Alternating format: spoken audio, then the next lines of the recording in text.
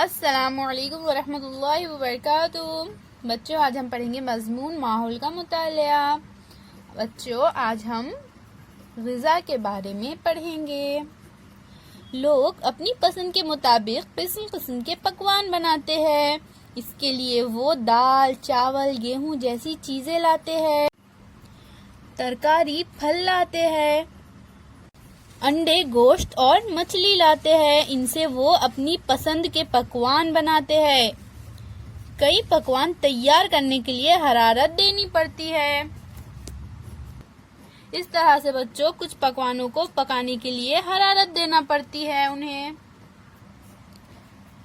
चावल पकाने के लिए चावल में पानी डालकर उबालते हैं।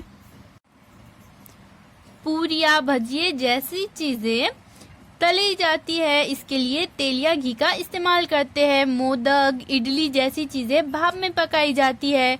चपाती, रोटी सेक कर बनाते हैं। ये पूरी है बच्चों, पूरी को तेल में या घी में तलते हैं। मोदक और इडली इन चीजों को भाप देकर पकाते हैं और रोटी को सेक कर बनाते हैं। ग़िज़ाई अशिया को हरारत देकर बनाने से वो आसानी से हजम हो जाती है और ज्यादा मजेदार हो जाती है। अल्लाह हाफिज बच्चों।